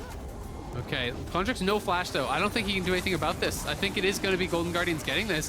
Palafox does have TP though, so we'll see. Are they going to be willing to actually commit the TP? He's on Vision. They know there's no blast plan. Oh, he's flanking. But they know about it. Okay. They know about it. And they're going to drop back. He's wasting their time. Though. This is so smart.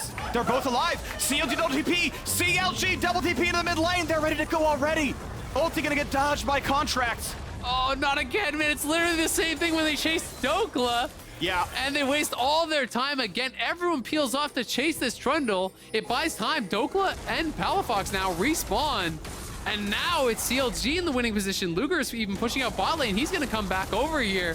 River's racing Poome now. And we're just going to fight again. Yeah, River racing Poome. They're going to be at a similar time.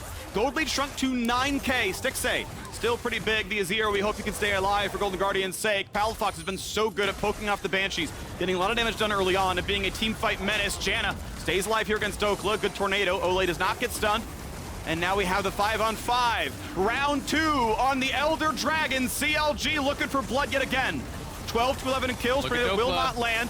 Dhokla waiting the wings with the control ward down. We'll be watching through the ward now. Team fight begins. Licorice stopwatch. Out goes Trundle. 4v5 isn't good enough though. The Janna Heal keeps Licorice alive. And we can try yet again. Back into the fight comes Contractz though. Will it be a tackle? Goes a safe way around. Stixxay gets not even slow.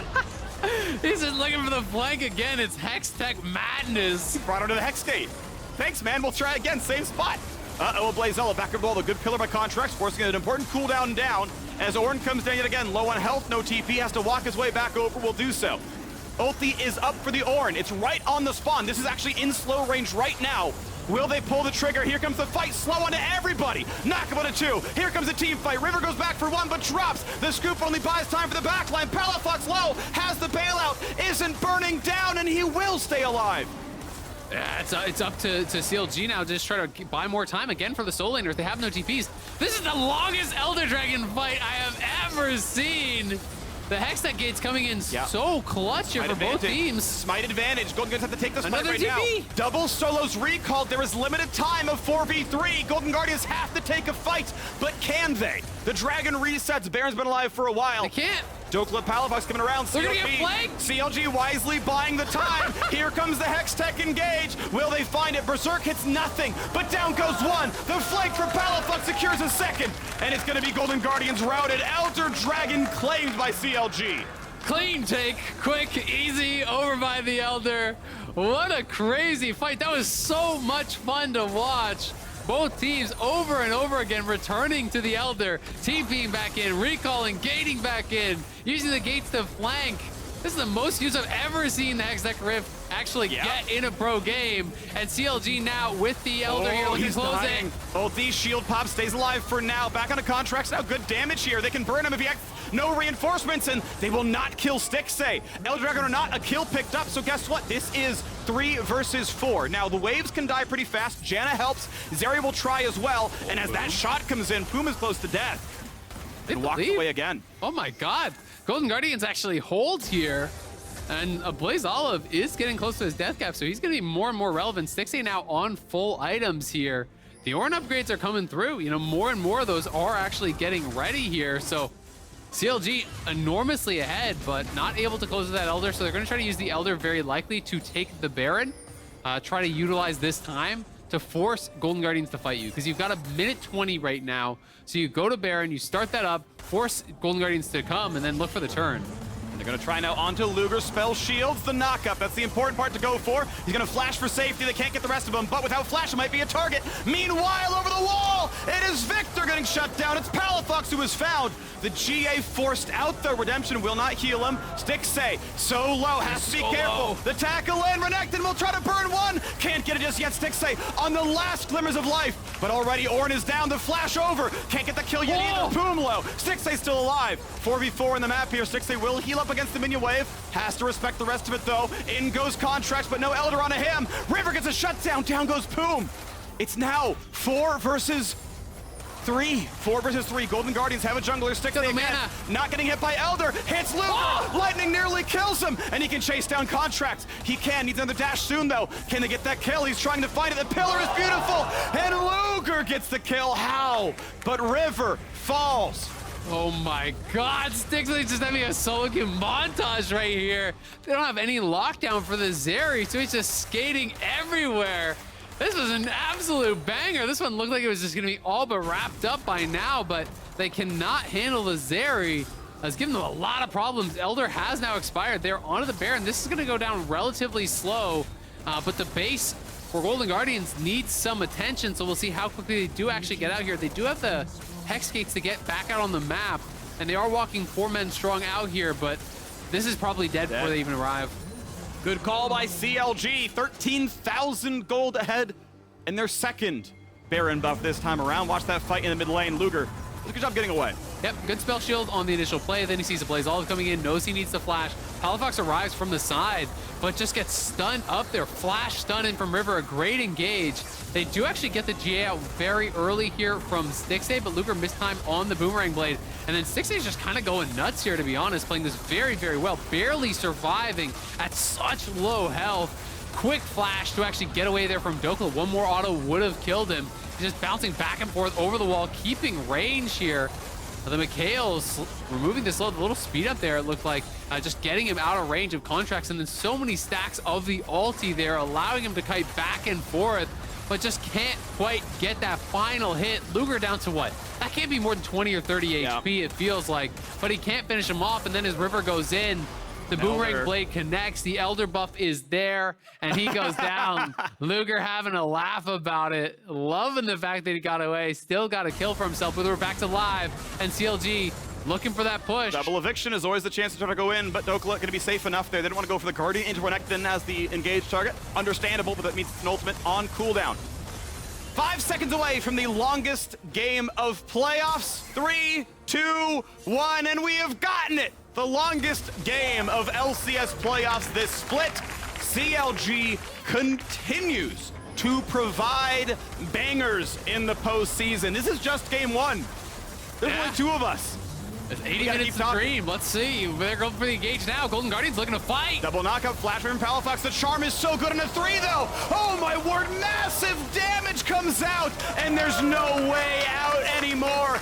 That signaled the doom. Poome set it off. The ulti comes across, and Golden Guardian's left with 2 champions. They cannot defend this. Nexus turrets will fall. CLG will take game 1 in an absolute barn burner. Made him work for it, though. 15,000 gold lead, Soul, Elder, Baron, everything. The game went on for a long time, though. Yeah. It felt like a hard one to close out because they didn't have any lockdown for the Zeri. So Stixxay was going wild in some of these fights, getting so much damage out. I'm actually really curious to see the total damage charts for that one, because I feel like it was Stixxay versus the world. Yeah. He was doing everything for the team. You know, had the peel from the Janna, did not actually have a lot of lockdown on the other side to actually keep this area in place and try to go for kills. That's why we see so much Vi and Nautilus and these types of champions. Point and click CC guarantees it for the Zeri. And you can see how much of a pest he can be without that. You know, even with his team enormously down, even without Soul, even without Elder, was able to actually fight his way out of a lot of these team fights and make it very competitive. Yep. You started to get that maybe that little glimmer of hope at the end, but sure. I mean, CLG still was enormously ahead the whole way through, pretty much. Yeah, they were. And this is Palafox talked with Travis Gafford. Shout out Travis Gafford. Good content. Good job, buddy. Talked with him about the C9 series. It was right after the C9 last weekend. And how do you feel about this? Whatever. And Palafox was like, honestly, like, we probably should have won that. We were in control of game 2, 3, 4, and 5. Like, we should have won this series. Like, yeah, I screwed up. I made some mistakes. But, like, honestly, like, we're feeling pretty good. Like, we know we're a good team. Like, we're going to... I'm paraphrasing now, but like, you know, we're gonna like run the lower bracket kind of thing. Like, felt very confident. Didn't even know if he was facing Golden Guardians or like, you know, TSM yet or whatever. Yeah, it doesn't matter. We'll beat them both. Yeah, it's like it's kind of whatever for him, right? So honestly, and then we see this game. Okay, you know, it was close-ish, but they were in control the whole way through, which is kind of what happened in the Cloud9 series as well. So we're gonna head over to the State Farm Analyst Desk and see what they have to say about this game. Thank you so much, Phreak, and welcome back to the State Farm Analyst Desk as CLG takes the lead in this best of 5, 1-0 as it stands. For those of you who maybe are just joining us or weren't here for the pre-show waiting room at the top of the day, just wanted to re-hit what this series means for CLG. After falling in 3-2 fashion to Cloud9, it has been 1,098 days since this organization has picked up a best of 5. In case you thought it would be easy. Something you haven't done in 3 years is never easy. Oh my God. Agreed. But I'll say this, I'm gonna need some help understanding this game 1. Because through 20 minutes, Jack, I was like, but through 20 minutes, I was like, it's looking pretty easy. True. It looked like CLG was about to walk through like a 3-0 series based on that first 20 minutes, and then it all went awry. I will say the fear is always when you have firm control of the game, you have everything set, Elder comes up, and you make the one mistake that you never would have expected happening, right? And then suddenly the game's up in the air because it's an Elder flip. It's the classic 10-minute Elder That had to be dance. the longest Elder flip dance I have ever seen in my life. Yeah, I hate when that happens in my games. Like, a regular game was as long as this Elder flip. Yeah, it's the length of Bohemian Rhapsody. Right? They're just dancing around Elder for 8 minutes. Oh, my God. That was fun, though. I'll take that. I'll take it. CLG are always bangers, right? True. I mean, the other thing is, like, obviously around game to mid to late, we were like, okay, you know, you can leverage your lead a little bit more, leverage objectives a little bit more. It seemed like they were really scared of the Zeri in particular. That's a really good deck. Right, and compositionally, it does make sense that it got hard for them, right, in the late game. But, Jat, I do think CLG showed a lot of what we had talked about were their strengths coming into this series about the early action that they can create. This being a funny interaction, but ultimately working out in CLG's favor. They got out to a hot start and at the hands of Contractz. Yeah, Poppy ult knocking him over the Azir ult that was supposed to shove him away. Very unlucky. And I'm actually kind of concerned for CLG. Yeah? We all predicted 3-0s. Like, not all of us. One of us predicted. That turret dive at the start, very close. That Azir ult, very close to killing. And then this fight, Zeri, very close to killing everyone. Elder, like, I feel like there was a lot of very close moments for CLG in this game that could have led to them losing. And they were just all kind of like laughing after the game. Those are great games to win because it keeps the morale up, but like, maybe this will sound dumb. Is CLG's copium like too high? Yeah, maybe, Raz. This was the first of what was almost many kind of solo QS highlight Zeri plays from Zeri Stixxay. moments. He almost gets away with it so many times. Just keeping 3 people at bay. And so, like, yes, I think Golden Guardians did a good job at being able to play defense when they were actually pushing on the turrets for Golden Guardians. I will say, though, CLG was playing far too safe. Like earlier on in the games that we were talking about, that Baron dance especially, where sure they had Soul coming up very soon, but they had full vision control of the enemy red side jungle and Baron for a long time. They just didn't want to make any chances for a steal. And so they just never played for it because they wanted to go for a guaranteed game.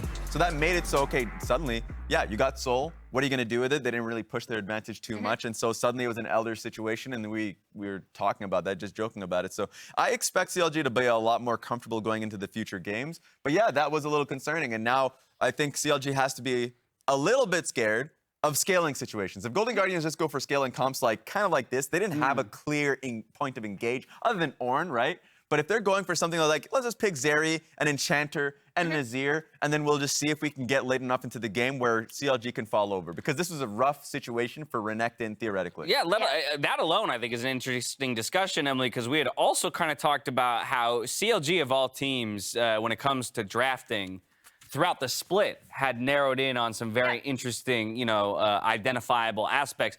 But here, their approach to the series, at least in game 1, it felt like it was a lot more tempered. Yeah, and I mean, I think they felt like they could let the Poppy go because they had the Trundle. I guess they felt like they could let the Azir go because they just want to play Viktor into it.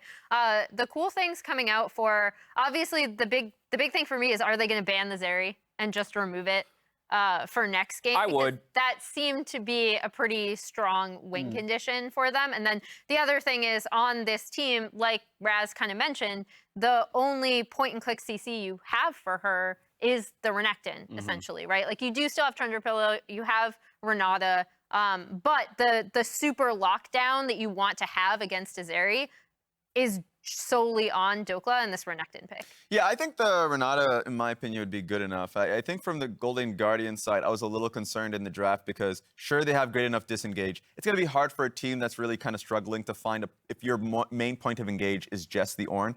Regardless, the one thing that I think is a sticking point that we'll see for the rest of the series, this was an early Poppy pick from Golden Guardians, right? So River lost the J4 because it was banned.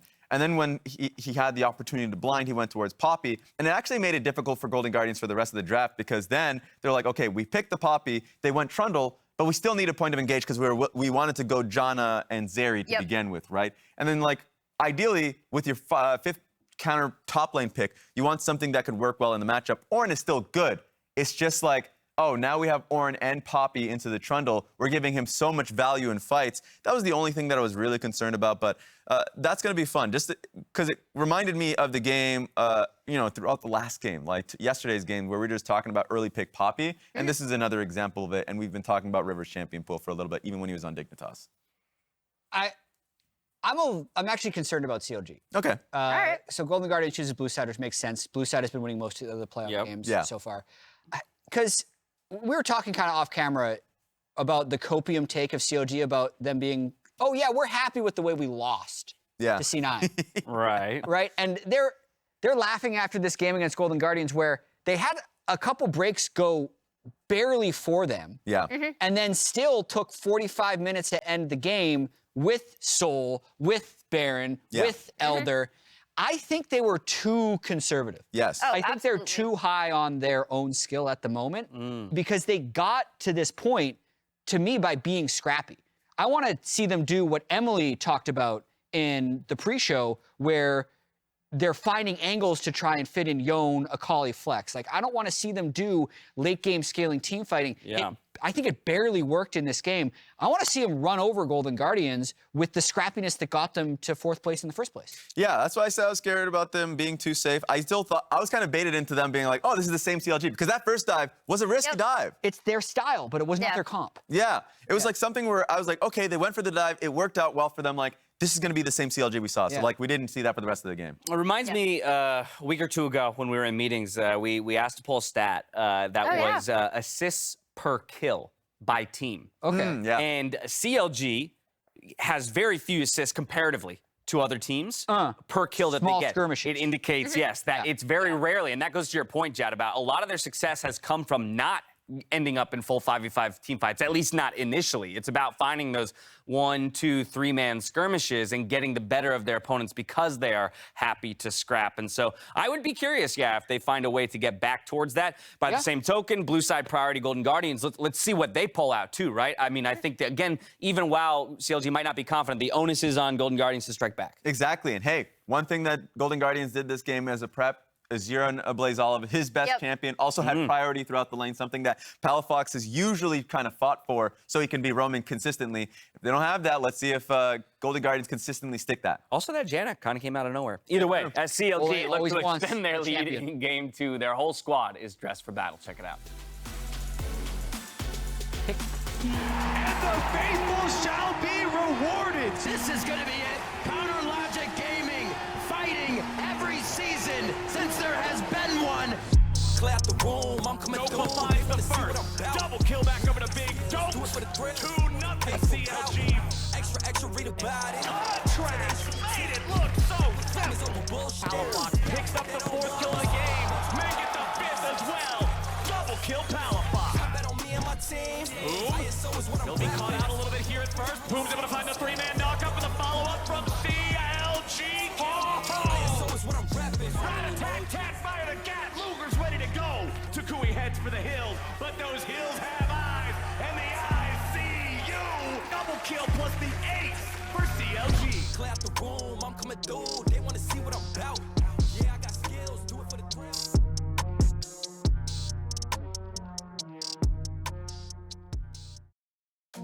They give us love.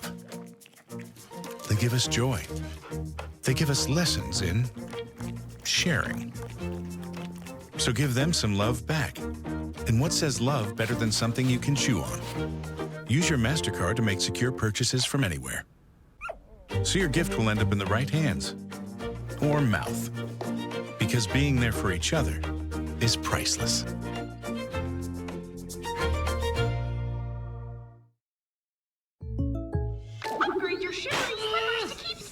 Hey, Ash, what's your plan?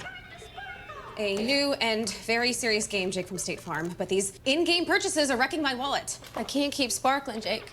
I need a sparkle. State Farm has options like combining home and auto, so you get a rate that fits your budget. Very nice. The gameplay is really strategic, I swear. For surprisingly great rates that fit any budget, like a good neighbor, State Farm is there. Call or click to get a quote today. A lion! Ah, yes, the king of the jungle. Time for a Red Bull. Red Bull? Still, you'll never be faster than a lion. I don't have to be quicker than the lion, just faster than you. Red Bull gives you wings.